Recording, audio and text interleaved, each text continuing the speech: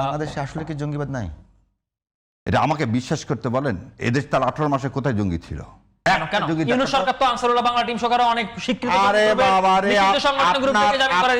বাংলাদেশে যদি জঙ্গি গ্রুপ না থাকে তাহলে বাংলাদেশে এতগুলো মাজার কারা লাশ পুরো ওটা কারা করছে? তাহলে এটা দায়ভার না? আরে ভাই রে, আপনার বাংলা ভাই তৈরি করছে আলমগীর কবির সাহেব, আপনার মন্ত্রী। কি জন্য করছিল? সর্বহারা থেকে রক্ষা করার জন্য। জঙ্গি না, আদর্শ থেকে তৈরি করছিলেন আপনার বিএনপি। র‍্যাব তৈরি করছিলেন কে? আপনারা। কি জন্য? সর্বহারা থেকে দেশের মানুষকে রক্ষা করার জন্য। তুলে নিয়ে যে মানুষকে মেরে ফেলে দিয়েছিলেন কারা? বিএনপি। বলেন যে না দুটো কথা। না না, আমাকে তখন জামাত ছিল, জামাত আরে জামাতের কথা বলতেছি না, আপনাকে আবার কি বলছি?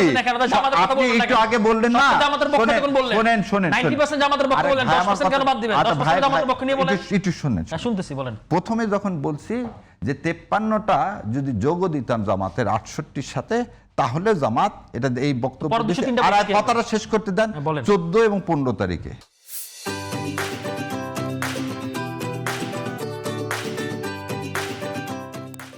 যখন টোটাল ভোট গণনার রেজাল্টটা দেয়নি। কে দেয়নি? ইলেকশন দেয়নি। ভোট দেয়নি বলেন না, বেসরকারি। তারপর যখন 10% ভোট দেখা যায়, টোটাল ভোটের 10%, 74 লক্ষ ভোট, 7 কোটি ভোটের মধ্যে 74 লক্ষ ভোট বাতিল। তারপরে যখন আমার কাছে এই কাগজগুলো আসলো, তখনই বললাম যে কি 203টা, খালি 203টা আমি বলিনি, রয়টার্স এক সাংবাদিকও বলছে। দেখেন কি বলছে, যে 203টা মেকানিজম হয়েছে। তাহলে দেখেন এটা প্রমাণটা।